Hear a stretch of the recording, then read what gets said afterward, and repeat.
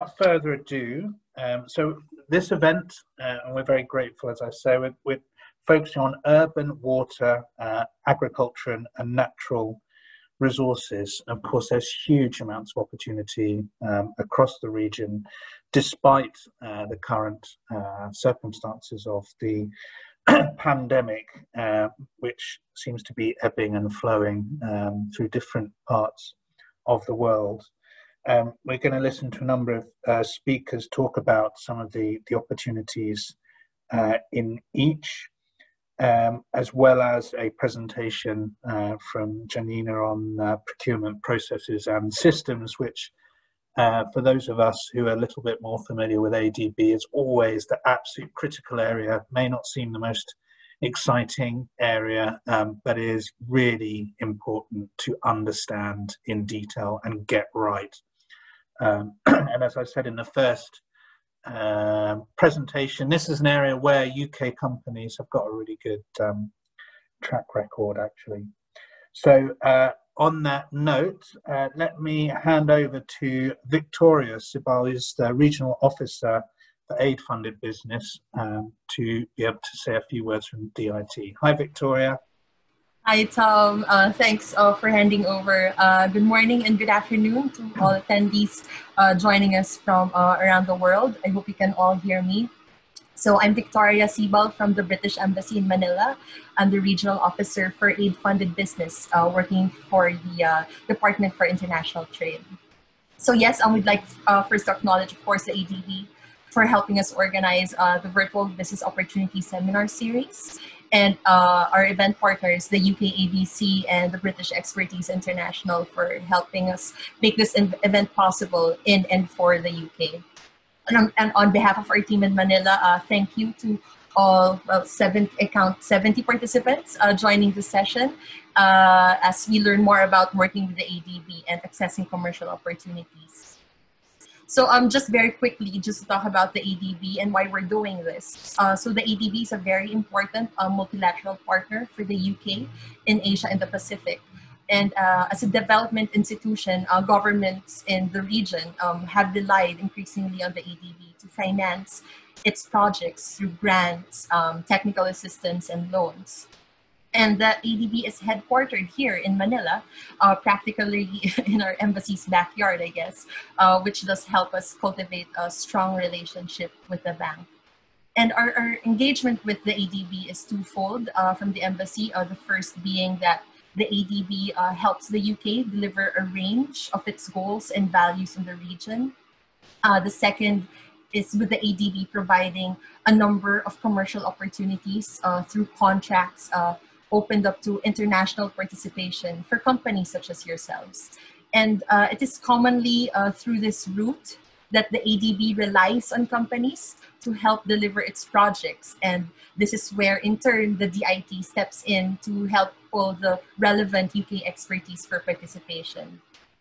And again, it circles back to why we are here today, discussing projects and opportunities in these key sectors of water, urban, and agriculture. And just to plug, next week we will be concluding the trilogy of our webinar series with the education and health sectors. And if your company also happens to have strength in these sectors, we'd like to invite you to join us there as well. And so I'll just keep it fast, Tom. Everyone may have already heard this before, but we'd still like to reiterate how the ADB presents a unique opportunity for companies looking to enter or to expand into the region.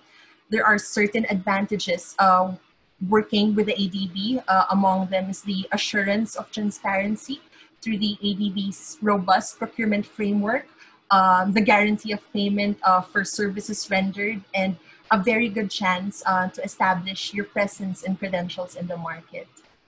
By no means was that an exhaustive list, of course, but fortunately we have a procurement specialist from the ADB present in this session to shed a bit more light on this topic and share strategies for success. So yeah, just out of the British Embassy in Manila, we have a small but formidable team ready to assist all companies looking to be successful in ADB procurement. We can provide in advance project info and any support needed throughout the procurement process. We can organize events and activities to help you better understand the ADB. We can assist companies, whether as a firm new to the ADB or as a seasoned, more experienced firm. So I hope you will all find today's session useful.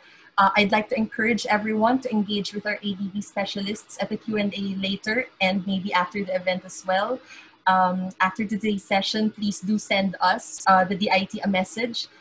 Please let us know how we can best work with you and your company, and we do look forward to hearing from you. So I'll stop here. Sorry for hogging all the time, Tom. I'll hand it back over to you. Thank you. Thank you very much, Victoria. Yeah, as you say, this is a growing region of focus for the UK. So there's ever more support for companies looking for opportunities, and the ADB is a really critical partner in that. Okay, I'm going to hand over now to Jeff Taylor, who's Director of the Procurement Division 1, PPFD, who's going to introduce the goals for today. Jeff, you're most welcome. Thank you very much, Tom, and thank you very much, Victoria. How can anyone not find procurement fascinating? At least I found it very interesting for 34 years. You put me in mind. I first did this for the DTI in 1992 and called it the art of effective bidding to UK companies. My name's Jeff Taylor. As you may guess, I'm a Brit, or a Londoner, more precisely. I cover Central, West and South Asia for ADB with procurement oversight. One of the key things that we try to get or deliver from this is an understanding that it's not ADB, it's a bank. It's not the borrowing governments, they're borrowing governments that implement projects, but it's the people in this virtual room that implement projects, which is why we believe that business outreach is so useful. It's not for any altruistic reason particularly. It's the better the quality and the better the information we give constituents that are performing on ADB finance projects, the better development outcomes that we get. I won't take up too much of your time with my presentation because we have a lot to cover. And we will be having a presentation from Janina, one of my team in Manila, not that small a team. I've got about 30 or so people working for me here. And she will go into the intricacies of ADB's procurement policy regulations and really how to construct proposals and bids with the best chance of winning. Then we will have also presentations from Manoj, Mikako and Jakob on the sectorial side of things. Not an area of procurement expertise, but where ADB is going sectorally. One of the things I've noticed since my time joining ADB, which was 2005, is that we're moving away from the traditional heavy and hard infrastructure. It used to be said the ADB was dams and bridges, the D and the B. We have very much taken a shift away from traditional hard infrastructure. We're looking a lot more at urban, and since the food crisis, a lot more agriculture. And water is becoming increasingly important as a scarce resource that has to be managed. So I will conclude now and hand over to the next presenter, but I'll hang around and lurk for the rest of the session, Tom. So if you want to direct any questions my way, keep me honest by all means. Thank you very much. Thank you, Jeff, and it'll be really good to to have you come in for Q&A at the end. So thank you very much. Okay, without further ado, let's move over to Manoj Sharma, who's Chief of the Urban Sector Group, or presumably a look at the urban sector. Manoj, you're most welcome. Over to you, sir. Okay, all right. Thank you, Tom and Victoria. And thank you, Jeff.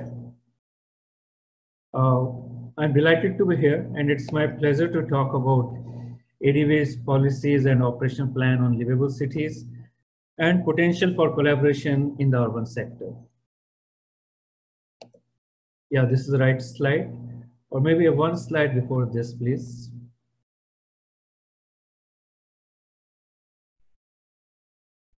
Just the outline of the presentation. Yeah. So here is the outline of the presentation. I'll be talking about urbanization trends in Asia and the Pacific. Then I'll briefly discuss ADB Strategy 2030, which Jeff also referred to. and Livable Cities Operation Plan, and the post-COVID-19 new normal guidance to cities. I will then briefly give details of ADB's urban sector portfolio and potential for collaboration with UK private sector and institutions. Specifically, I'll talk about business opportunities in our ADB's urban sector. Next slide, please.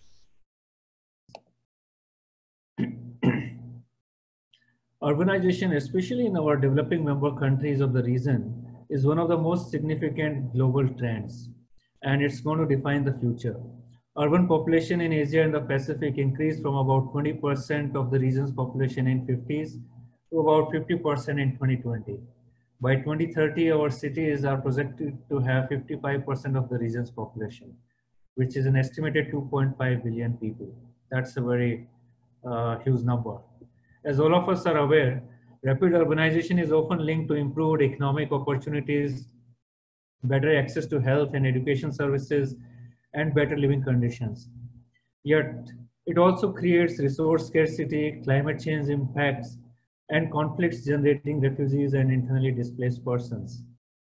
The rate of urbanization and uncontrolled urban growth are compounding the existing challenges of environmental degradation, increased social inequality, disaster risks, and massive shortfalls in urban infrastructure, particularly in our region, Asia and the Pacific.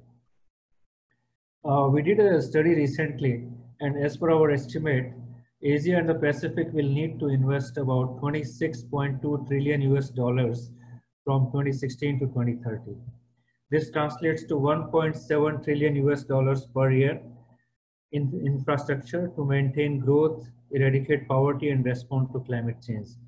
This is a huge investment need, and which is going to become a significant opportunity for all of us. Next slide, please. Let me briefly talk about ADB Strategy 2030, which is our long-term strategic framework. Our vision is to achieve a prosperous, inclusive, resilient, and sustainable Asia and the Pacific, while sustaining our efforts to eradicate extreme poverty. How do we propose to add value to our stakeholders? We call it Finance Plus Plus, which is finance, knowledge, and partnerships. Next slide, please. Strategy 2030 of ADB defines 7 operation plans. These plans are to guide ADB operations and highlight new opportunities to implement our strategy through innovative project designs, knowledge work, and financing. Just to give a brief overview of these 7 operation priorities. Priority 1 is on addressing remaining poverty and reducing inequalities. Priority 2 is on accelerating progress in gender equality. Priority 3 is on climate change, disaster resilience, and environmental sustainability. Priority 4, about which I'll talk a little bit more, is on making cities more livable. Priority 5 is on rural development and food security. Priority 6 is on governance and institutional capacities. And priority 7 is on regional cooperation and integration. Next slide, please. Talking a little bit more on priority 4 on making cities more livable. This is one of our 7 operation priorities, as I just mentioned. It sets out the direction and approach for us to help our member countries build livable cities. And we define livable cities as the cities which are green, competitive, inclusive, and resilient. This plan also supports cities to develop the right institutions, policies, and enabling environments to become more livable. As can be seen in this particular slide, we focus on 3 outcomes. The first one is on infrastructure and services. The second one is on urban planning and financial sustainability of cities. And the third one is on urban environment, climate resilience, and disaster management of cities. Next, please. Okay, this one pertains to COVID-19 impacts. As all of us know very well, cities are at the forefront of the COVID-19 crisis. More than 90% of COVID-19 cases are occurring in cities. So it's quite evident that the impacts of the pandemic are most felt by the residents of cities. Post-pandemic, cities are going to see lasting, and if I may use the word, irreversible changes. These changes will range from cities' planning systems and their densities to economic and community structures and social behaviors. And I think urban governance in general Just to state the obvious, cities across the world will need to be more resilient to future shocks caused not only by climate change and natural disasters, but also by pandemics and other similar disruptive events. What we have done is develop a framework to guide cities in our developing member countries on how best to address the impacts of COVID-19. And our guidance is both for immediate term and short and medium term. I'll just briefly explain the 6 new normal approaches, as we call them, to guide our cities to address COVID-19. The first one is on inclusivity through greater social protection measures. The second one is on continued focus on urban services and infrastructure, but with using more technologies and digital solutions and remote control of agencies like water utilities. The third new normal approach is on revisiting urban planning systems to strategically incorporate lessons from COVID-19. The fourth approach is on financial sustainability and building capacities of urban institutions, particularly water utilities.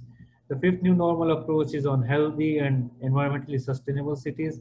And finally, the sixth new normal approach is on building resilient cities which have the capacities to absorb shocks and stresses due to pandemics, disasters, and climate change. Next slide, please.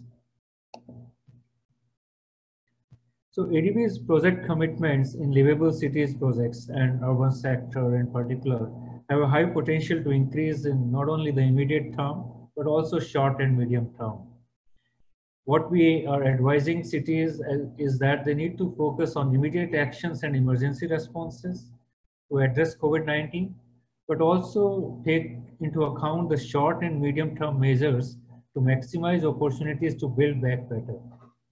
And cities can turn this COVID crisis into an opportunity and work towards being more safe, healthy, inclusive, environmentally sustainable, and resilient during and after COVID-19.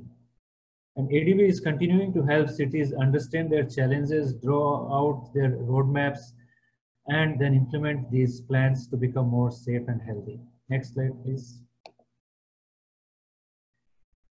Let me give an overview of ADB's urban sector portfolio, which has increased from about annual commitments of $1 billion per year in 2010 to about $2 billion per year in 2018.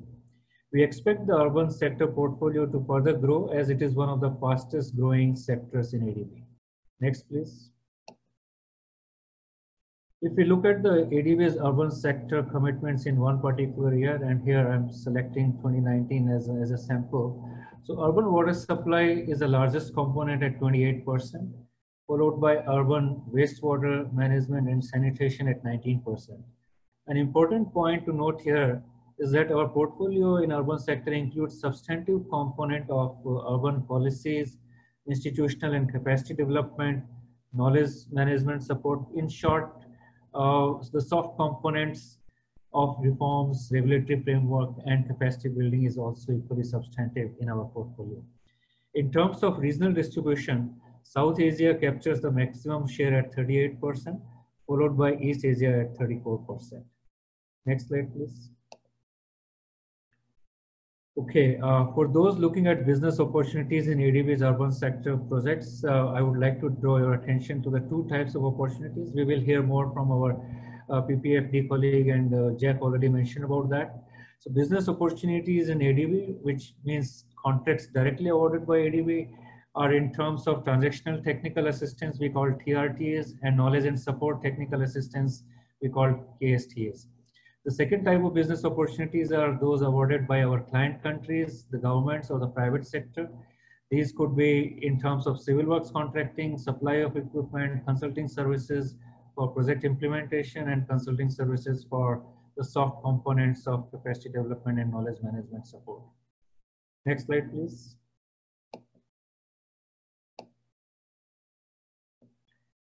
So, talking about the first type of business opportunities within ADB, the amount of consulting services for transactional technical assistance in urban sector in 2019 was about $20 million, while consulting services for knowledge and support technical assistance in our sector in 2019 was about $17 million. Next, please.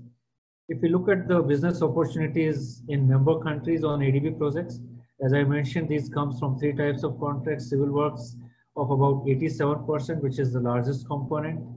Then we have equipment procurement of about 4%, and consultancy contracts awarded by our client countries of about 19%.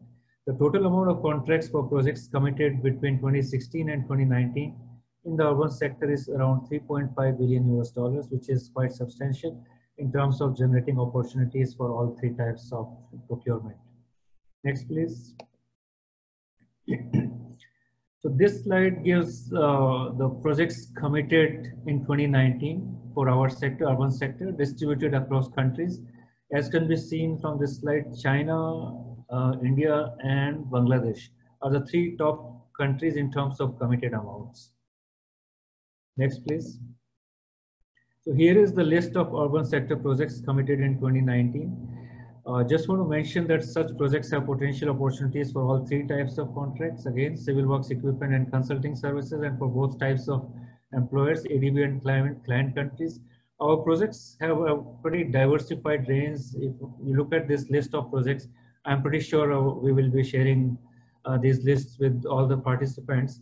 These projects range from air quality improvement project in Mongolia to a private sector implemented projects on industrial wastewater treatment project in PRC, China, to emergency assistance for rehabilitation and reconstruction after the earthquake in Palu in Indonesia, to a Tamil Nadu urban investment program project in India, and to Bagmati River Basin Improvement Project in Nepal. So we can see the whole range of different types of projects which are having components of livable cities or urban sector. Next, please. If you look at the projects committed in 2020 distributed across countries, again we see India, Bangladesh, and China are the top three countries in terms of committed amounts. Next, please. Here is a list of urban sector projects committed in 2020. It's a pretty good pipeline with about 1.9 billion US dollars projects planned for 2020. And since we started preparations in 2018 and 2019 for these projects in 2020, so COVID has not had so much of impact on our projects. But we can hear more from our procurement colleagues on overall effect of COVID-19 on our procurement opportunities. Next, please. This is a list of projects likely to be committed in 2021. It's a strong pipeline with more than 3.6 billion US dollars project planned for 2021. And in terms of countries, I can say India, Pakistan, and Vietnam are the top three countries likely to have the maximum commitment amounts. Next, please. Yes, so this is the list of 2021 project pipelines, approximately 3.6 billion US dollars planned. But it might have a more realistic assessment as we go along in the year. So here is the last slide from me. So our region needs huge investments in the urban sector. ADB Strategy 2030, Livable Cities Operational Priority Plan, and all our policies reiterate importance of cities and the urban sector.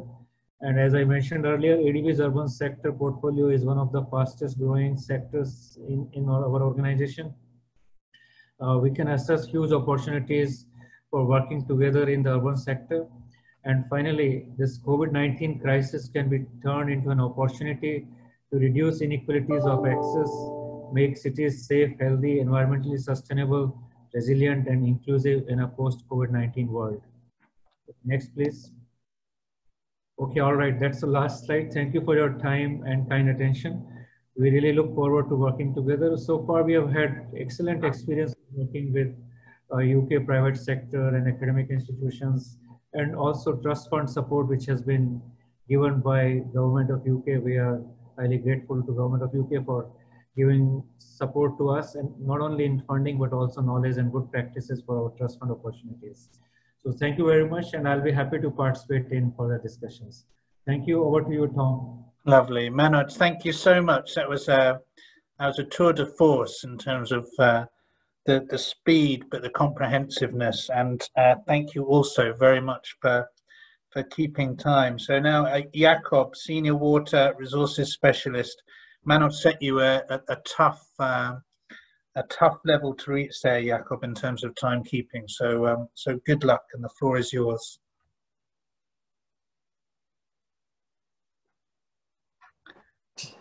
Well, thank you. Yes. My name is Jacob Verman. I'm a Dutch diplomat, and since last year I work for the ADB as a water resources specialist. What I'm not going to do is read to you all my 19 slides. I hope after the meeting you can go through in your own time and absorb all the information on the slides, and that you will come back to me if you have questions, and we are all happy to support you and help you. We are looking for innovative companies with high-tech solutions, with a lot of experience in water management, with a lot of, hopefully a lot of experience in Asia, and who can inspire us to work together to solve all the water problems we are facing in Asia. Water within our sector is divided up in a couple of groups: water supply, sanitation, and wastewater management, flood management, hydropower, irrigation, and drainage, and water resource management, but also strongly related to climate change, nature-based solutions, the problem of water and finance, water and health, etc. So please, and this is my already my summary of what I want to achieve. Reach out to me, ask me questions, and I will do everything I can to help you. I will start with my presentation now. A presentation what has two focuses. It will give you an overview of ADB water sector, and it will give you an overview of water sector operations and achievements. But my first slide is to show you how important water management and water is for Asia, and water management is for ADB. What it shows you is the amount of freshwater availability in surface and groundwater versus the amount withdrawn from municipal and industrial use. And what you see here is that there is a lot of water stress in a lot of countries in Asia. And as you know, water stress gives a serious threat to human lives, livelihoods, but also to business stability, social and economic development, and will, in the end, if we don't face water stress, will lead to political instability. Next slide, please. So my first part is the overview of ADB water sector. Next slide, please. As Manoj already told you, very important to all of us, and I urge you to read our strategy 2030, is the vision of 2030, a prosperous, inclusive, resilient, and sustainable Asia through financing, knowledge sharing, and partnerships. Next slide, please. And here you see an overview of how the strategy 2030 and the 7 operational plans within the strategy 2030 are related to the water sector. The water sector is, and water activities, water projects are related to all the goals, activities of ADB. Next slide, please. What you can see here is that water is cross-cutting, and water is strongly related to the nexus water, food, energy, and security. And that's why the water sector group is so strongly related to, for example, the urban sector group, the rural sector group, and the energy sector group. And on the left and on the right, you see all the intertwinement and the relations between the water sector group and the other sector groups within ADB.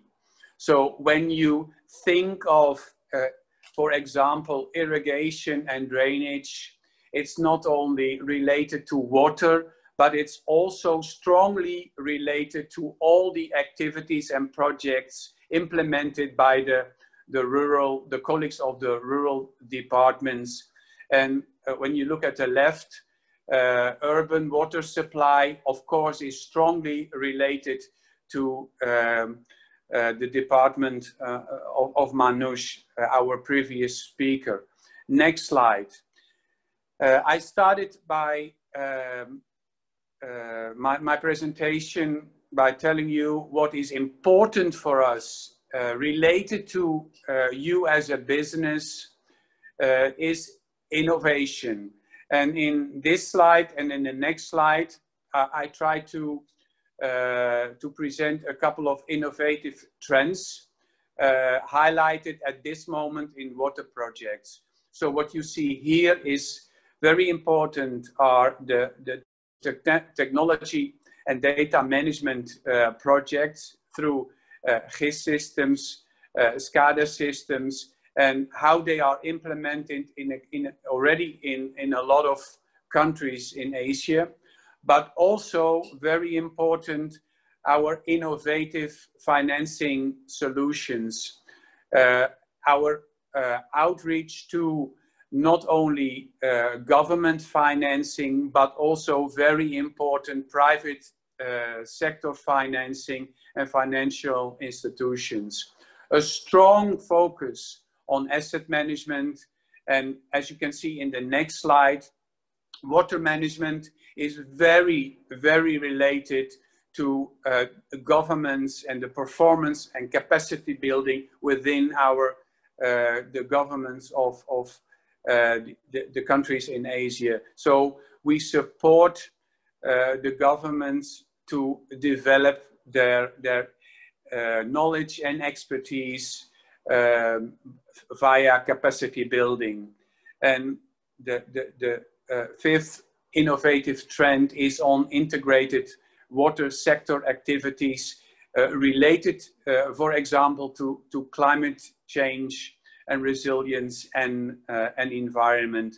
And what you can see here are a couple of examples of ongoing projects in, for example, Indonesia, China, Laos, and the Solomon Islands. On, for example, rehabilitation and construction, urban water supply and sanitation, but also on integrated water management and rural infrastructure. Next slide, please. What is very important for the water sector group within ADB is the Water Financing Partnership Facility.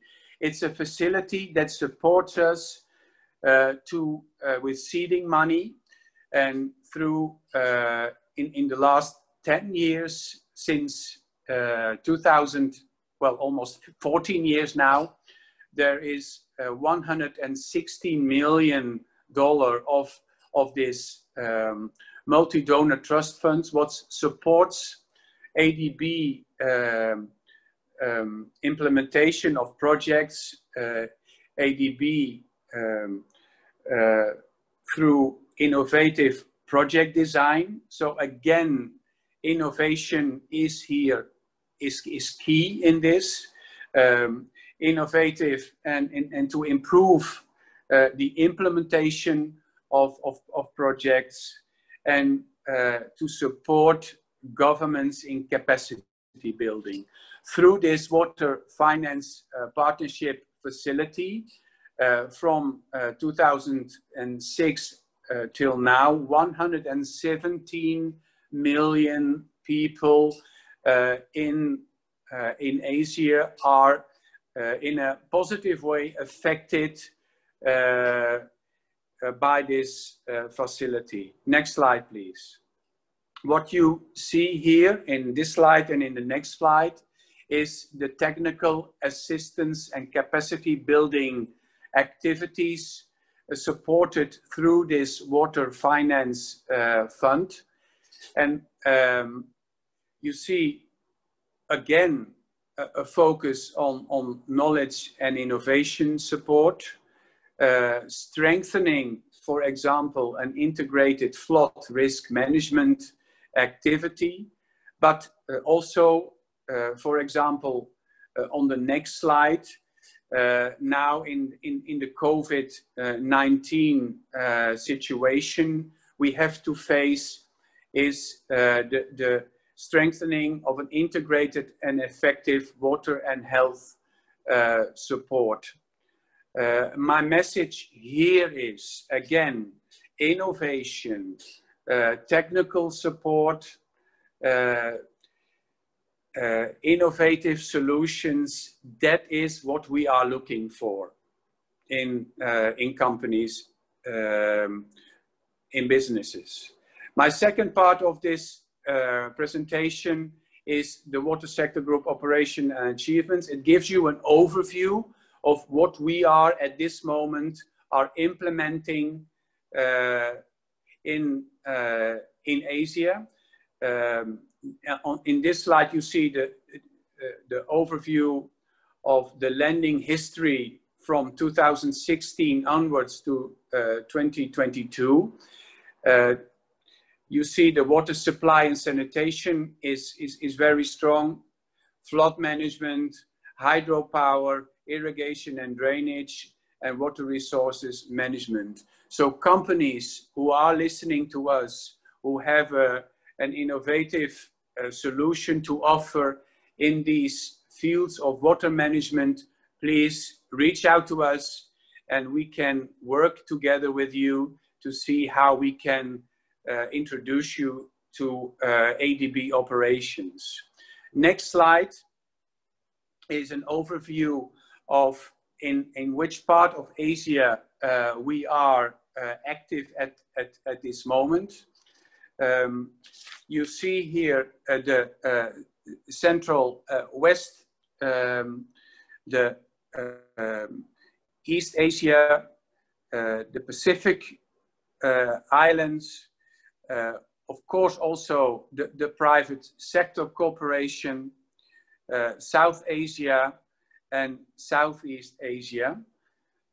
And again, after this meeting, after this presentation, I want to invite you to go through the slides so that you can evaluate for yourself in which part of Asia you are active, you can be active, and what kind of solutions you can offer ADB and our partners in these countries. The next slide is an overview of the water investments in 2019. On the left side, you see the sub-sectors we are active in. Of course, a very strong sector is water supply and sanitation, followed by water resources management and irrigation and drainage, flood management and hydropower. On the right side of this slide, you can see that we are very strong in Central and West Asia, followed by Southeast Asia with an investment of 434 million and very strong in Indonesia and Cambodia, followed by South Asia, India and Bangladesh. Next slide, please. Jacob, I don't want to hurry you, but we're at time, just to let you know. I'm almost there, only 2 slides to go. So what you see here is the active water sector group projects in by 2020, July 2020, by sector, subsector, again on the left side, a lot of projects on water supply, sanitation and wastewater management. And on the right side, also divided up in the different parts of Asia. I will finalize my presentation with some advice and next steps. And please, I want to urge you to read, if you are interested in countries in Asia to read the country partnership strategies of these countries and the country operational business plans. Study, please, the ADB project cycle, the project cycle of preparation, approval, implementation, and completion of the project. Register yourself online in the ADB consultant management system. And here also online you can, in your own time, you can look for the projects we are implementing in Asia at this moment. For to finalize, please find good local partners you can work with. Local partners will give you more inside information in active projects and problems to solve in the water sector. Review all the procurement plans, very important, and please follow our guidelines. I'm here if you are interested in reaching out to us and are interested in the water sector. I'm here to support you. My email address, jvirman@adb.org, is in the presentation, and I'm happy to receive your emails. Thank you. Thank you very much, Jacob, and sorry for hurrying you there. It was a lot you covered, and it was incredibly useful to get that. Okay, right, now straight over to Michiko Katagami, who's Principal Natural Resources and Agriculture Specialist for SDCC, for a look at the agriculture and natural resources sector. Michiko, over to you. Thank you, Tom. Thank you very much for the introduction. Good afternoon to my colleagues, and good morning, I guess, for the most of you. My name is Michiko Katagami. I work for Asian Development Bank in headquarters, and particularly in the sector rural development and also the natural resource management and agriculture. Thanks to Manoj and Jacob, I don't have to repeat the outline of this ADB's 2030 strategy. I think this is the latecomer's benefit, so let me just jump right into the sector issues, and then maybe let me introduce you to the agriculture and natural resources sector landscape, what we see as the key issues, and also the ADB engagement there. Now, the slide that you're seeing right now is operational priority 5, rural development and food security. This is one of the 7 priority area where ADB is focusing on investment. And then the way we see this, the key issues here, that there, as the terminology shows, it covers a lot of issues. Basically, 2 key issues that we're looking at. One is the inequality, and also this distribution issues on the food supply. Now, when you look at the SDG 2.1 and 2.2, it's a hunger challenge, and also they said the malnutrition number of the hunger population is right now, as we stand in a global scale, is 690, I believe it is, and it's been slightly increasing since 2014. And now, if you just leave it as the current trend, it will reach to the 800 million people in 2030. And with the COVID-19 impacts, a lot of people who works in the informal sector, rural areas, lost a lot of jobs. And also the supply chain disruptions caused a lot of farmers to sell their goods, and they have to abandon a lot of the harvest and so forth. So additional 130 million people is said to be joining this hunger group. So it's a sort of the economic development have been the driver for this reducing this hunger, but it's still persistent. It still is the same as for the agriculture, the Asian and Pacific region. Malnutrition is also the tricky issue. Other than the hunger population, 1 more billion additional population believed to have the undernutrition and particular micronutrients deficiency. At the same time, growing number of obesity is happening or increasing all over the world, particularly in the urban sector, urban cities in Asia. So a lot of our counterparts, the governments, are working both what we call the dual nutrition burden, which is to you would have to deal with the undernourished people. At the same time, you have to provide a healthy diet for the overweight population. So that's the current agenda of this inequality today. And then another second set of issues that we see is critical is the supply challenge well into 2050. I think you have heard that many people say that at least 60% increase of the food supply would have to realize to feed the future population. But this has to be achieved against the adverse impact of the climate change on agriculture. And also I think you heard about the water shortages, but also the soil degradation. Because of the urban development space, there's a lot of agricultural space minimizing. And so despite this all challenges, we would have to achieve the supply capacity increase. That's another set of issue that we are seeing today. So what we are trying to address is the overall food system issues. Rural development, rural sectors, not just simply just looking at this inequality issues, but also the whole food system beyond the farm gate and beyond the farm gate portions of the productivity challenge, sustainable growth of the productivity growth of that food supply chain. So that's the major challenge that we see today in our sector. Next slide, please. And then this challenge would have to be dealt with, obviously, with this complication of the multiple sort of thematic group, because we can't really go in just working with agriculture ministry or commercial ministry or rural roads sector sort of agencies. We would have to address in the context of the social development generations. We have to support, deal with the adverse impact of climate change, but also we have to care about trying to minimize a GHG emission the GHG emission of what we do today. And also that it all involves a lot of institution building, capacity building, for example, water users group, farmers group, supplying to the urban sectors, dealing with the private companies. There's also the discussion about the public sector research institution collaborating with the private companies. So there's a lot of governance issue coming to play. And gender is another important issue. As you all know, the farmer is the half of the population that actually produce food, yet they're underrepresented in a serious issue called the gender yield gap. What it is the women household on average produce much less crop yield than the men-headed household.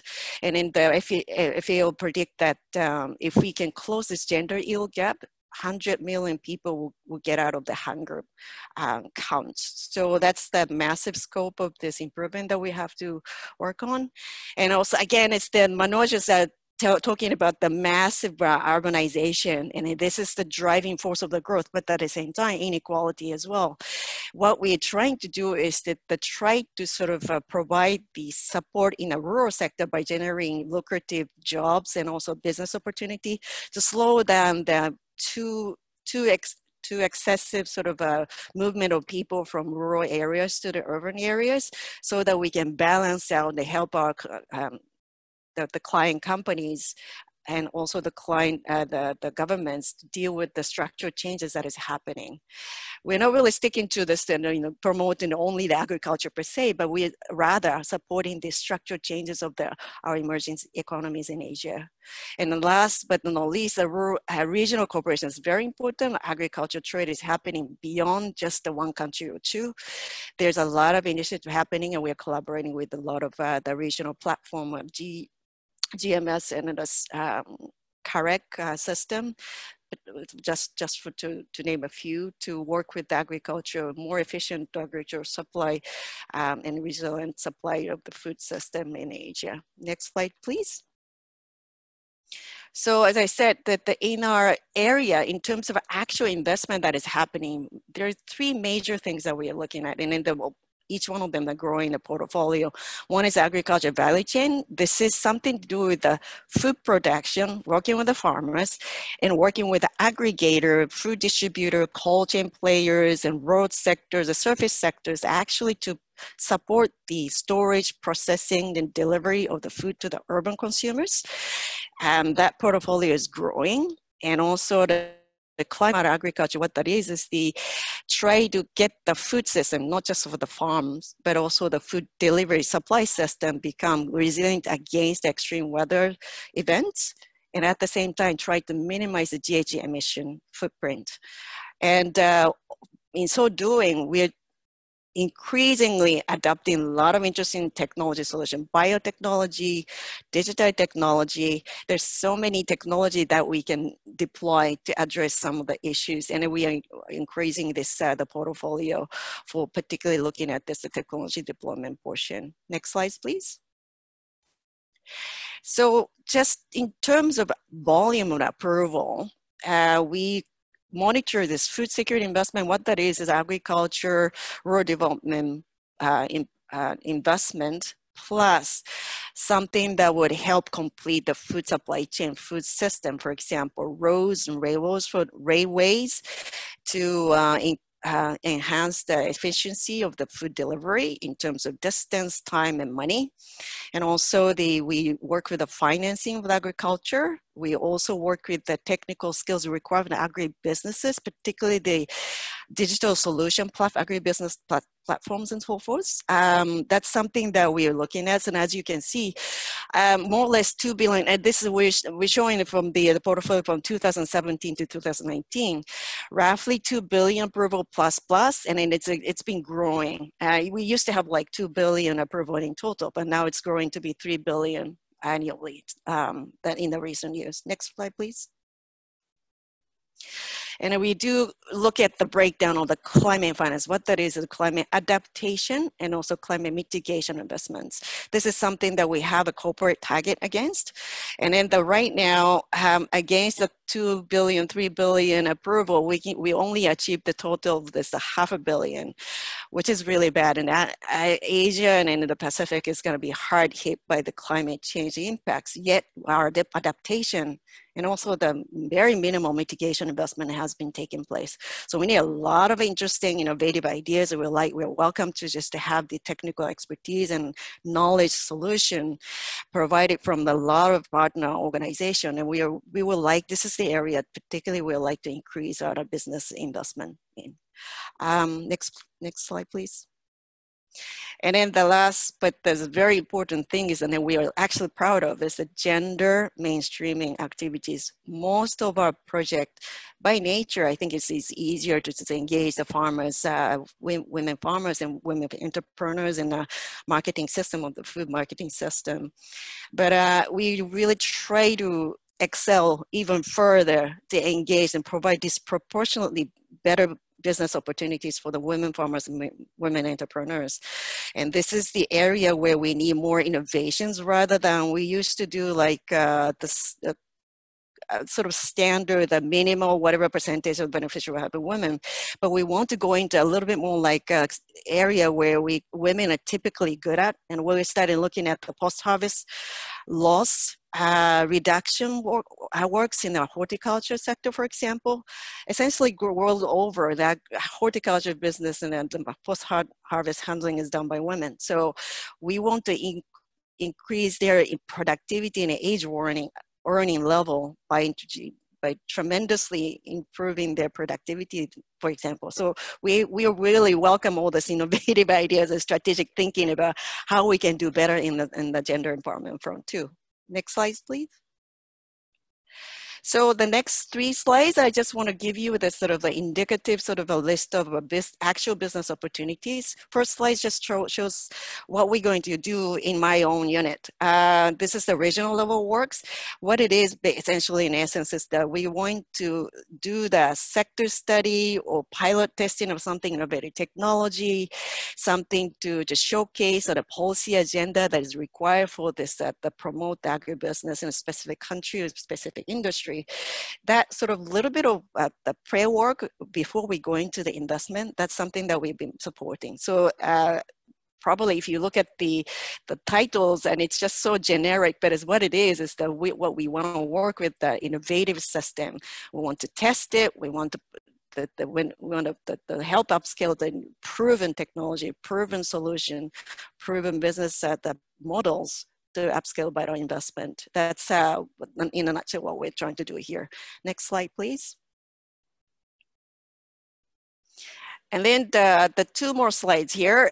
These are the technical assistance, but it's particularly to finance the technical feasibility for the specific investment vehicle, starting from Afghanistan, Kazakhstan. The next slide is going to be showing some other countries. What it is the typical feasibility studies that's going to be required, the firm team or experts to put together investment proposals. And in that, I think this is already, some of them are ongoing, requesting for the expression of interest. Some of them are already closed, I'm not sure, but it's, I think all of you would have a copy of this, and please look up at the ADB opportunities, business opportunity sites. And we will welcome to say any exciting ideas and something extraordinary out of the box solution. This is sort of like a sector that we're sort of flexible enough and broad enough to accommodate interesting business solutions moving forward. Thank you very much for listening, and that's it for me. Thank you very much, Michiko, and thank you for working so hard to keep to time as well. I know it's there's a huge amount again as ever to fit in there, so we very much appreciate it. Okay, so now, without further ado, Janina Rohr, who, and I apologize for suggesting that procurement processes are boring. I was absolutely right to be corrected, but they are incredibly important to understand. So we very much appreciate your presentation on how to navigate some of this. Thank you. Over to you. Thank you, Tom, and good morning to all participants in the UK, and good afternoon to my colleagues in Manila. I am Janina Rohr. I am a principal procurement specialist in the procurement division that looks after South Asia and Central and West Asia of the procurement department in ADB. Currently, I am looking after the Bangladesh procurement portfolio, and I'm really pleased to be here with you in this business opportunity outreach. As we have heard from our previous speakers, ADB envisions an Asia and Pacific that is prosperous, inclusive, resilient, and sustainable by the year 2030.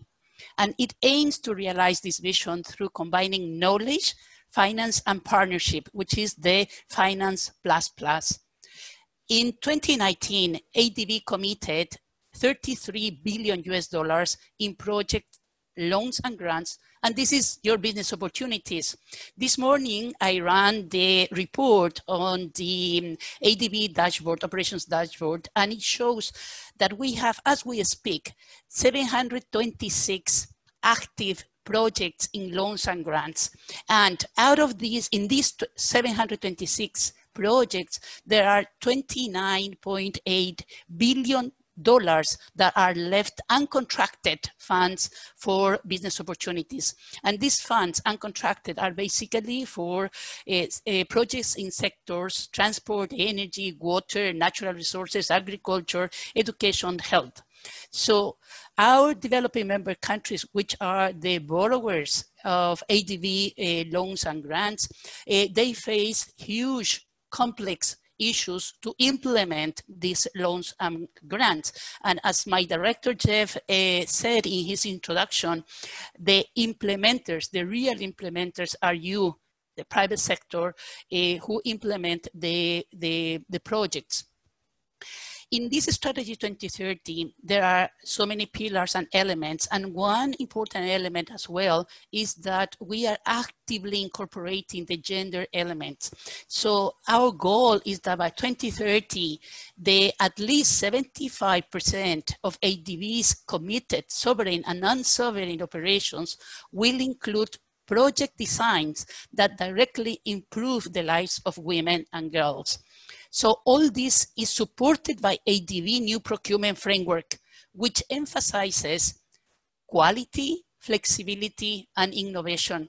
So as my colleague said, we need customized solutions tailored to specific local circumstances in our member countries, developing member countries, the borrowers who design and implement the projects, to help them to achieve sustainable growth. So we need to promote the use of advanced technologies to reduce life cycle costs and increase durability, while minimizing at the same time the negative environmental and social impacts.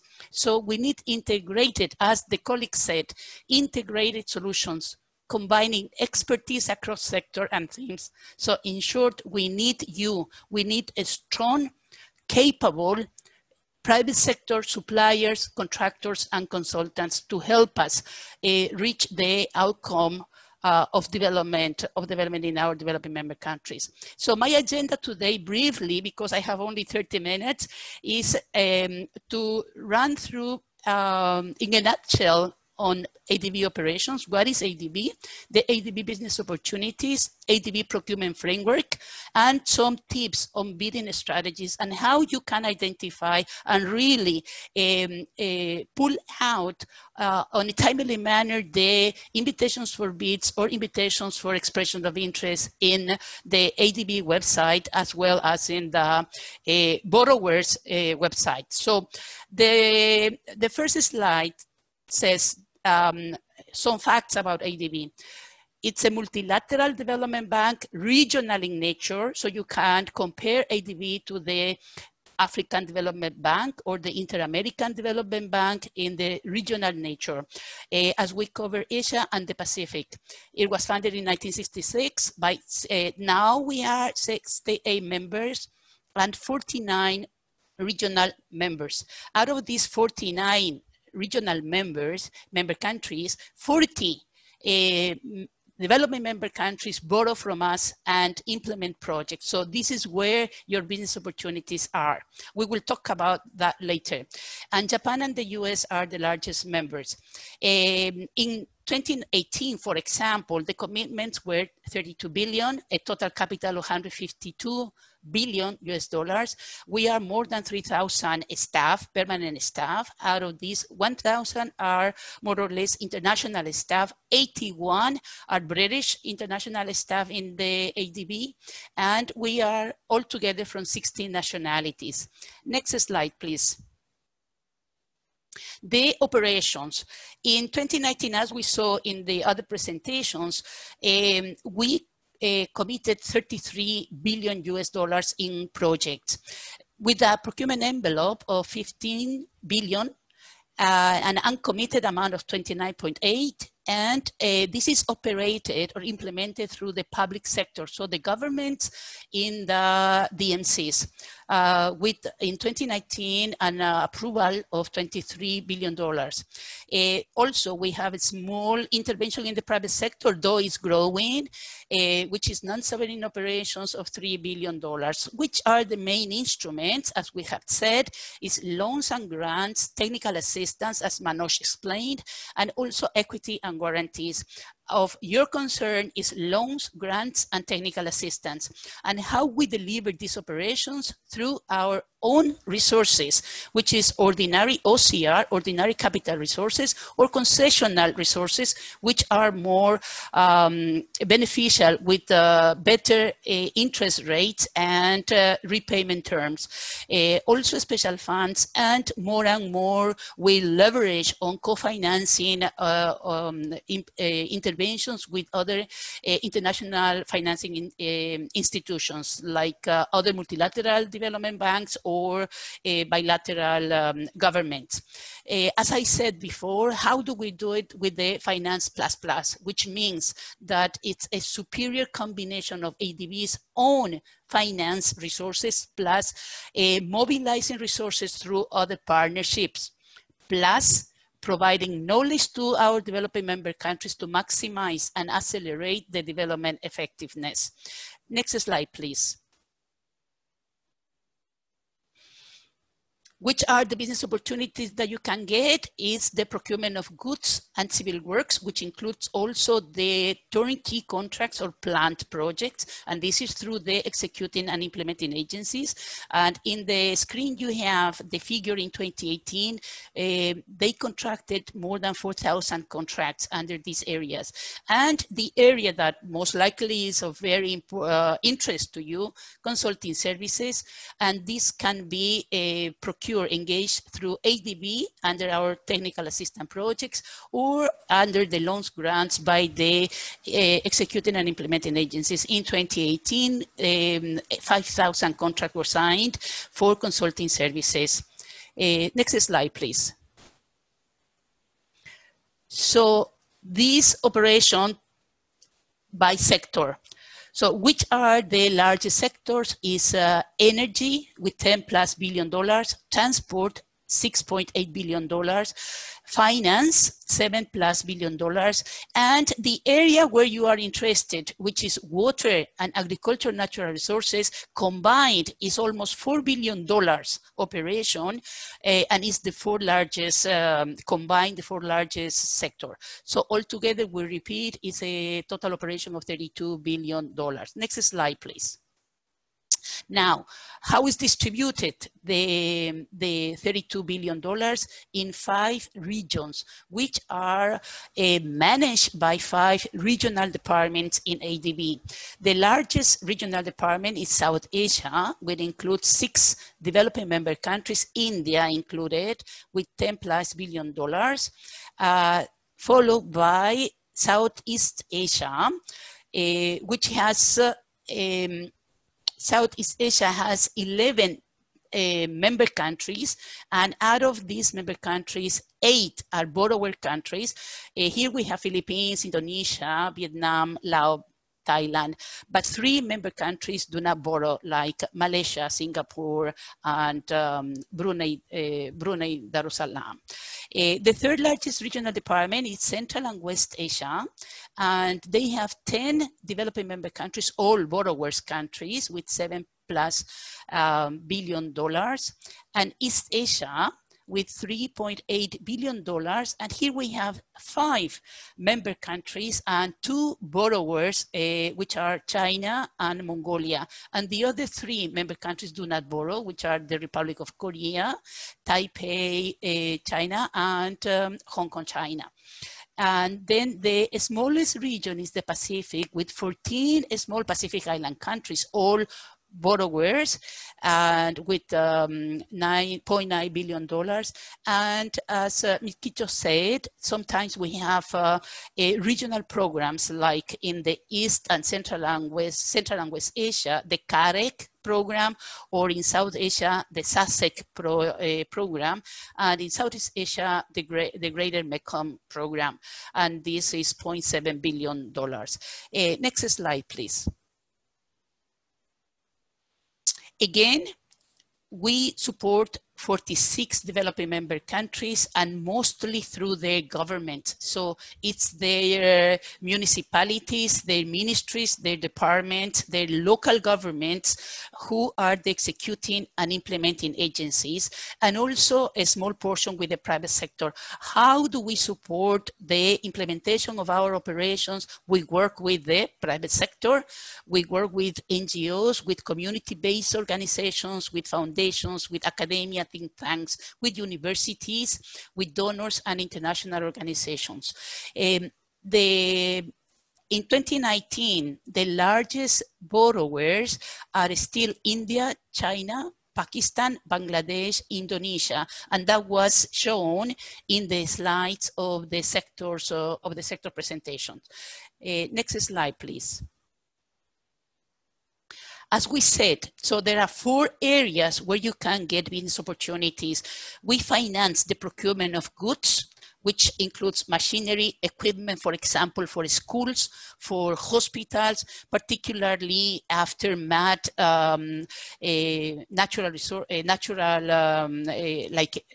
events like earthquakes or floodings, which are very common in, or typhoons, cyclones in Pacific and in South Asia, Southeast Asia. The equipment for schools and for hospitals, everything that is related to the ICT area, hardware, software, and related services, furniture, etc. This is the type of goods that we finance in our project. And the civil works,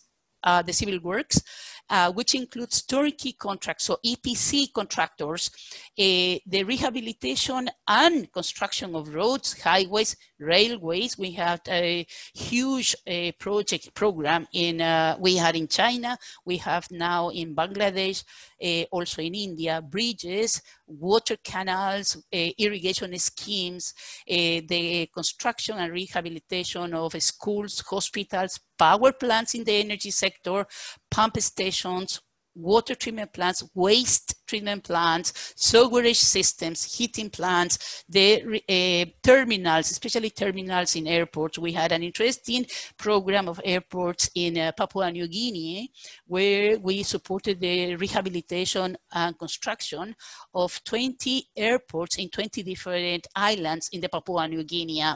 And also currently we are processing an interesting project of airports in Nepal.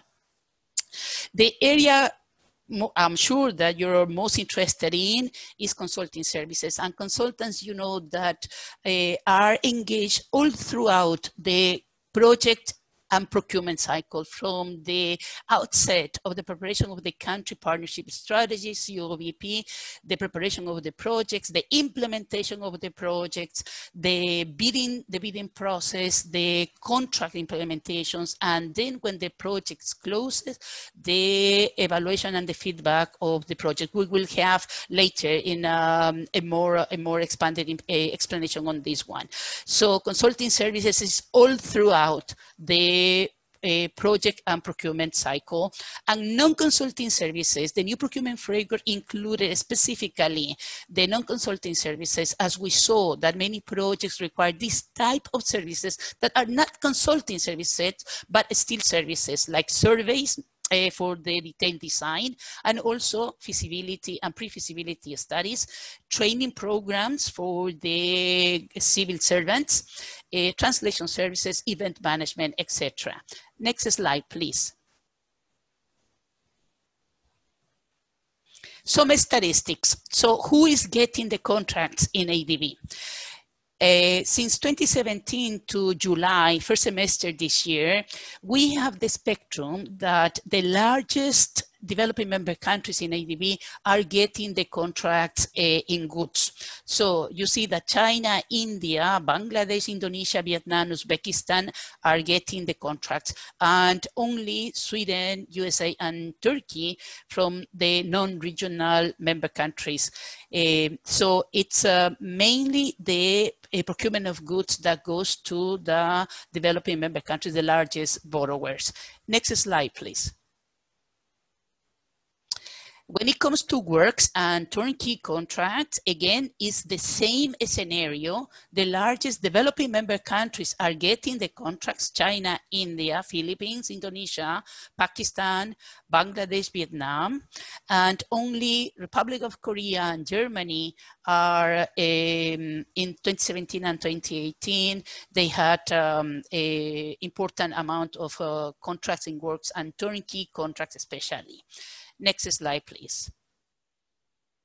And here we have a different scenario, because it's rather the non-regional developed countries that get the majority of the consulting services contracts. So you see Australia, Korea, India also, France, Germany, and there you have the UK in 2017-18, and so far in 2020, you are standing out and getting a contract. So you are among the 5 top countries getting the consulting services, and we will see the details, the breakdown later. Please, next slide.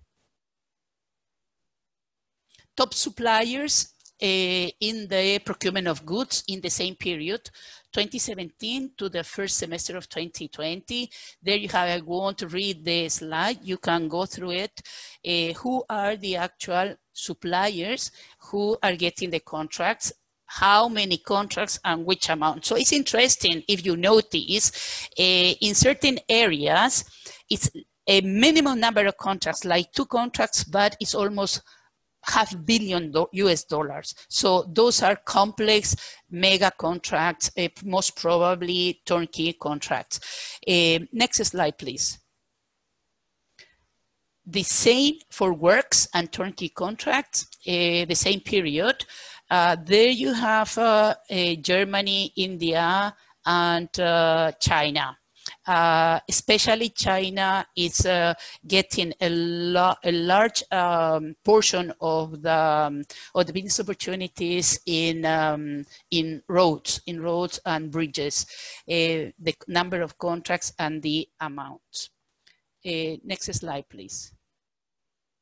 And for consulting services, the number 4, it's the UK Obearup and Partners International Limited with 7 contracts and 54 million US dollars. So it shows that the UK is actually among the 5 top consulting services firms that are getting the contracts. Next slide, please. Please go to the ADB external website, the adb.org, and type ADB fact sheet UK. And the UK fact sheet you will retrieve the fact sheet. There it's a 4-page document that gives you very important information, a very comprehensive information on the UK partnership with ADB since the very beginning. UK is one of the founding members of ADB. So this is a good document for you to read, to go through. And in this slide, you see the 5 top contractors, suppliers from the last 5 years. So from 2015 to 2019, in which sectors: energy, water, and urban infrastructure, and now the municipal services. So you are strong in that sector and also in the transport sector. Next slide, please.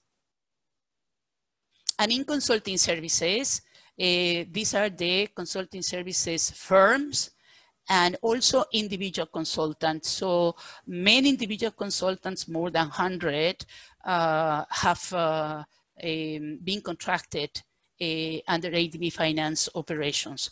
And in many sectors, as you can see, education, energy, transport, water, health, in many sectors, you are getting contracts for consulting services.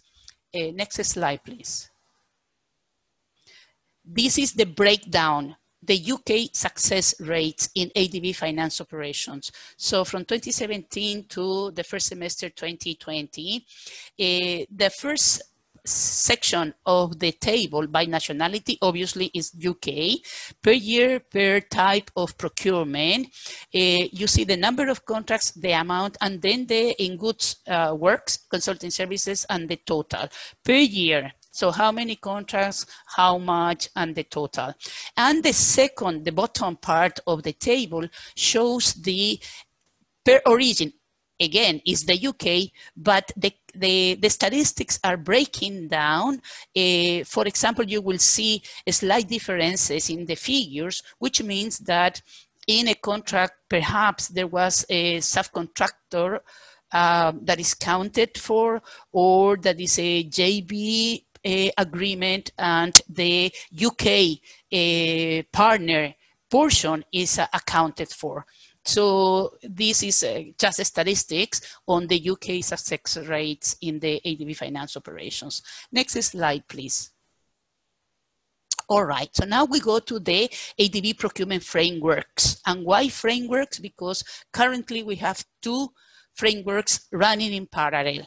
The cutoff date is 1st July 2017, when the 3rd procurement reform was became into effect, and it's really a big shift. Most probably you have heard many times about this, and it is true, because from a prescriptive rules-based approach, we transitioned to a more principles-based approach to give a fit for purpose solution to the project. And on the right side, you have the procurement guidelines and consulting services guidelines for the all projects before 1st July 2017. And these guidelines will retire in 2023, 2024, when the last projects following this regime will close. Next slide, please. So this is the framework. First, the policy, the regulation for ADB borrowers, the staff instructions, the tools, the 8 standard bidding documents and 9 users guides that the borrowers use to do the tenderings, and then 24 guidance notes that we made a big effort to give expanded guidance to borrowers and the public and the private sector in general on several topics of the ADB procurement regime. Next slide, please. Okay, this is the cycle. This is the diagram that I was talking about before. So the outer cycle is the project cycle and the inner circle is the procurement cycle. So you see that all across the procurement and the project cycle, consultants, contractors, and suppliers are needed and are engaged. So indeed, most ADB projects rely on consultants, contractors, and suppliers to implement the projects. So you have business opportunities all throughout the project cycle. Next slide, please. So how do we procure goods and works? Who does what? It's very important, very critical that you understand the commercial relationship and the contractual relationship between the different parties that intervene in the project. So the borrower, which is the government, the executing and implementing agency, is responsible for all procurement actions and determinations. And the borrower has a commercial contractual relationship with the private sector, with the suppliers, contractors, and consultants. You don't have a commercial relationship with ADB. ADB, on the other hand, we have a fiduciary oversight responsibility. We review the procurement actions of the executing and implementing agencies to ensure that they comply with the procurement arrangements of the policy and the regulations. OCB is still our preferred method and can be international or national advertisement. We normally require technical and financial bids, and still the L1 concept, or the lowest price technically compliant bid, is the winner. However, the new procurement reform includes, when needed, for example, the consideration of other elements more than the cost of the bid. So merit point criteria can be considered and can be introduced in the bidding documents if necessary. Next slide, please. Janina, sorry to interrupt, but we just have a minute left or so because I'm keen to have Q&A. All right. Yes. Okay, Tom. So for consulting services, it's basically the same. The government is the employer, and here under technical assistance, ADB is also the employer. And when the government is the employer, we do the fiduciary oversight to ensure that compliance to the policy and the regulations are followed. OCB is the preferred method. Technical and financial bids are requested, and there is a ratio because we look for quality. So a ratio of 90 to technical and 10 to financial proposals. The main modalities, procurement methods, open competitive bidding, limited competitive bidding, request for quotations. The new one is framework agreement, where we panel consultants, and then we place, or the government place, call of contracts when the actual needs arises, direct contracting, etc. One important thing for you to know is that the new procurement framework allows that the consultant firm, if you need expertise from a non-member country, you can include, for example, an expert from Brazil or from Mexico or from South Africa in your technical proposal. But the consulting firm must be from a member country. Next slide, please. Okay, so how do you go access opportunities? This is the most important. As Manoj's slide said, you have to register in the CMS system for consultancy services.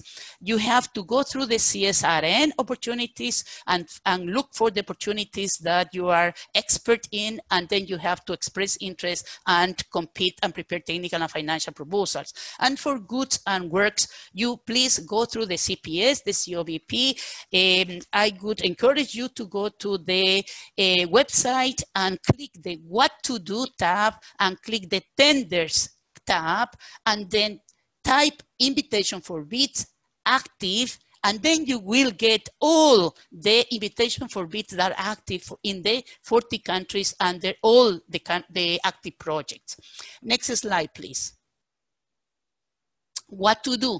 Please, I won't go through because I don't have time any more time, but my advice is please do your homework and get familiar with the bidding document as issued or the request for proposal as issued. So in the bidding documents, in the 9 sections, you have all the information you need to prepare a strong, robust bid that will give you the option to compete and to win the contract. Next slide, please. These are some more tips. Don't submit conditional bids, submit the bids on time, otherwise it will be rejected. And please enter in joint venture agreements with companies that are from member countries. Next slide, please.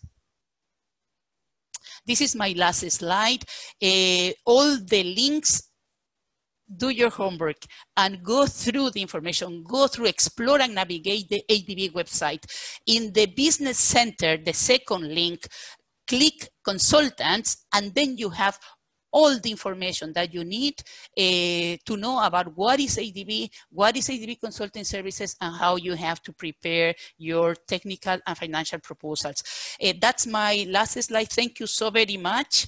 And I am here for you. So my email address, and again, as my other colleagues, feel free to shoot me an email asking questions on whatever you may need on the procurement framework of ADB. Thank you very much. Over to you, Tom. Thank you, Madam. Thank you so much, Janina. And sorry to rush you. I know that was a huge amount to get through and important, so much appreciated. And as you said at the end, although we just have a few minutes for questions now, we will be making these slides available, and we do encourage you to follow up with questions and requests for clarification. It's very important that we help as many of you as possible to understand how to be successful, we hope. So over to Q&A, and if you do have questions or points you want to raise today, you can do so in the Q&A box at the bottom by typing in your question or your point. I know Victoria Subao, you have a question you wanted to kick off with while people think about things. Do you want to ask your question direct? Sure, Tom, thanks for prompting me in. So if there's anything that the DIT has learned in helping firms win contracts, it's that finding the right partner is always critical to submitting winning bids for ADB projects. So I addressed this question to Janina and Jeff, of course, if you have thoughts. Are there any tips or strategies that you can share with companies? Anything that they should take into account when looking for partners? You're on mute, Janina. Yeah, thank you. Yeah, it's very important, and many projects cannot be implemented unless they are through joint ventures in the civil works and turnkey contracts, because the local knowledge of the government is so critical for the success implementation of the contract, because this can be a recipe for disaster, or the contrary, the recipe for success. So yes, the commercial sections of the embassies in the countries is a good channel. Also, the Chamber of Commerce, the associations of engineers, constructions, industries, associations, etc., are a good source of reputable reputable, well-known domestic contractors. Now, also in the website. So that is what I don't have the time. I didn't have the time in my presentation, but thank you for the question, because it gives me the opportunity to show the audience how to look for shortlisted and awarded contractors. So, for example, if you're looking for partners, you can, in the website, in the what to do in the tenders, you can refine your search in the types, but by contracts awarded.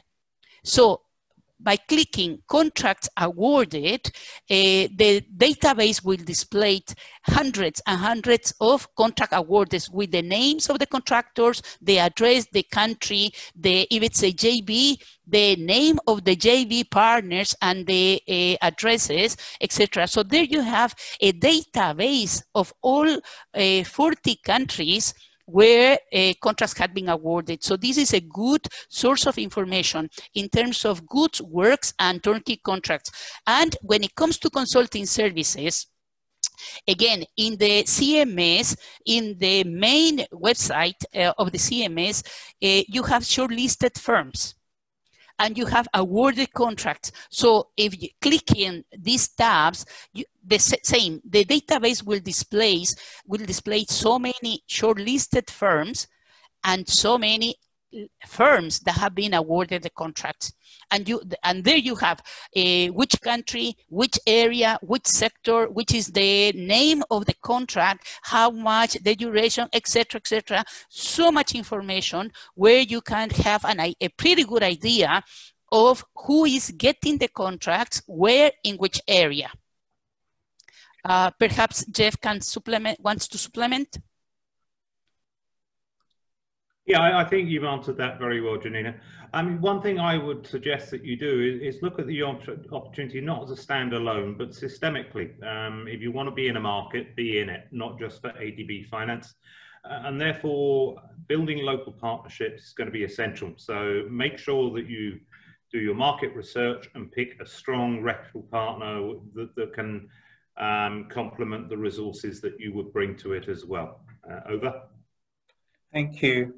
And we've got a couple of other questions on kind of bidding and so on. There's one from Chris Peston, which seems to suggest ethical standards may vary in different countries where evaluation is being done. I don't know whether there's any comment on that. And then the second one is around consulting and how do you prepare a standout? How do you and networking, of course, which is particularly difficult in these times. I don't know whether Janina or Jeff, you want to take those.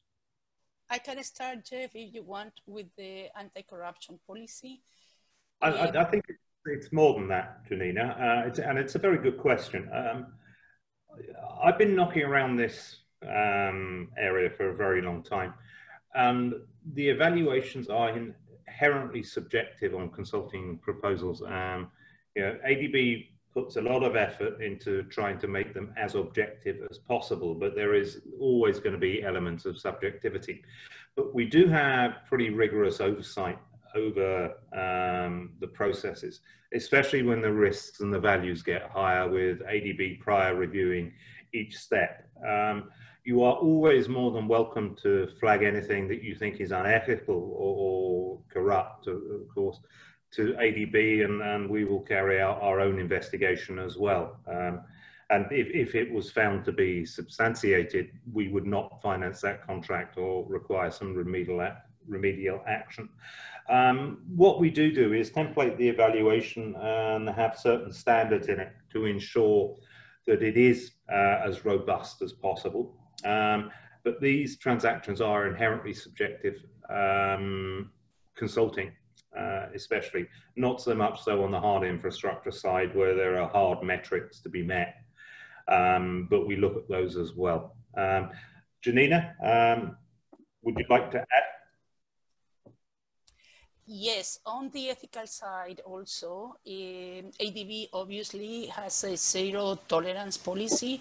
And as Jeff said, whenever you see any a condition, provision, or a requirement in the request for proposal as issued or in the bidding document as issued that you feel, you think that is not properly, not proper, so you can immediately ask for clarification or amendment, and if needed, you can also contact the project officer of the project, which is always in the website. So just raise your concerns as soon as possible.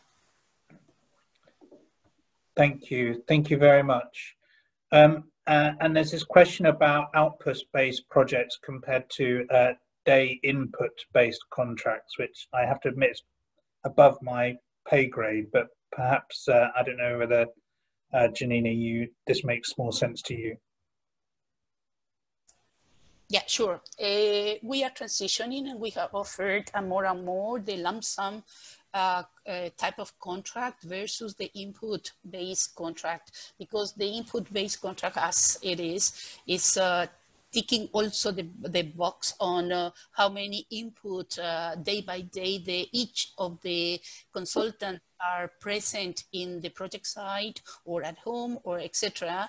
So to process the and to monitor and to manage the contract. So it's more cumbersome, the management of this type of contracts. Whereas the lump sum contract or outcome a performance-based contract in consulting services especially, so as it says, it's a lump sum and it would be paid and manage the contract against the deliverables of certain milestones. So the deliverable is assessed and accepted by the client, either ADB or either the executing implementing agency. So the procuring entity can choose which type of contract prefer for the type of assignment as well, because some assignments are more for input-based and other assignments are more for lump sum contracts, output-based contract. But yes, the request for proposal will always include both type of contracts, so both templates for the consultants. The short list of companies will know which are the contractual provisions in each form of contract. Thank you. And we're coming up to time now. I see there's no open questions, but I wanted to close, perhaps, Manoj, you talked at the beginning about how in the urban sector, the impact of the pandemic is going to add to pressure from the urge to develop more climate resilience and other factors to change the way that we do urban planning and so on. Could you just say very briefly, how does the ADB take into account the pandemic? Do you really see a substantial change in the way that these kind of projects are focused? And what kind of timescales would we see on that?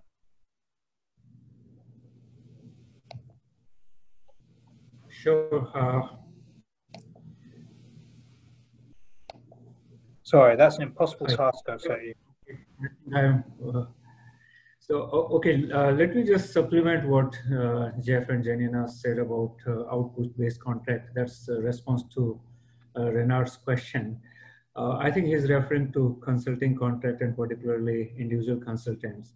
So our experience in managing contracts is that where the outputs are very clear and predictable, and we can assess the inputs also with a high degree of certainty right in the beginning, we prefer output-based or lump sum contracts. That's quite fair to both the consultant and the employer. But it's not always very possible to assess all the inputs required and ensure the outputs and the timeliness of outputs and the efforts required to produce the outputs. So it's basically a call which the employer in ADB or in client countries take based on the nature and complexity of the assignments.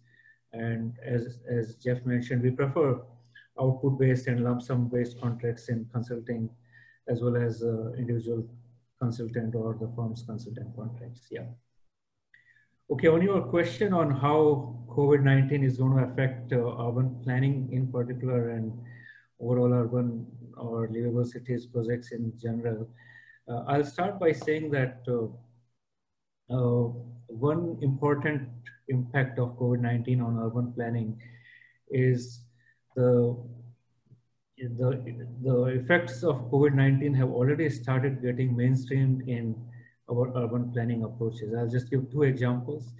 Most of us have seen huge number of migrant workers going back from cities to villages or provinces because they have lost their jobs, and even the livelihood is questioned or is at question.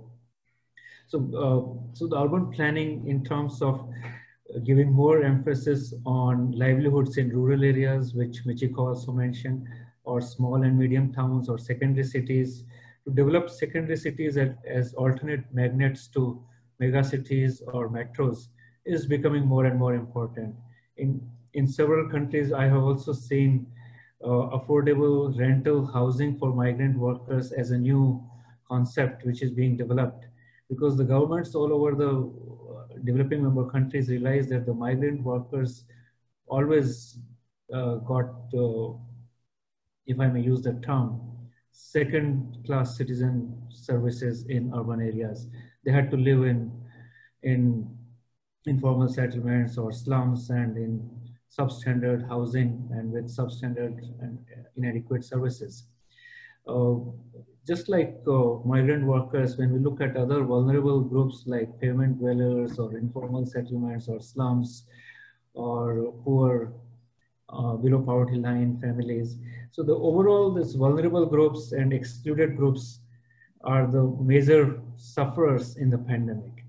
And the entire urban planning concept has to mainstream the ideas of inclusivity in a much greater scale. That's a big lesson from COVID situation. Thank you. I'll stop here, I think. Okay, thank you. Thank you, Manoj. I set you an impossible task there, so thank you for answering so much. Well, listen, thank you very much, everyone. We have to leave it there and allow our colleagues in Manila and the Eastern Hemisphere to go about their evening after a long day at work. So thank you very much for staying with us so late into your afternoon to brief us in the UK out here to the West. We really appreciate it. We have another event coming up. I should know the date. Oh, well, it's, yes, here we go, 22nd and 24th. So we hope many of you will join us for those events as well. As I say, we will share all those contacts and the presentations. But in the meantime, thank you so much again to ADB. We really appreciate our partnership with you, as well as with Department of International Trade and UK-ASEAN Business Council. Thank you for your time, and we'll see you all very soon. Bye. Thank you, Tom. Bye. Thank you. Thank you. Thanks, everybody. Thank you. Have a good afternoon. Thank you and bye.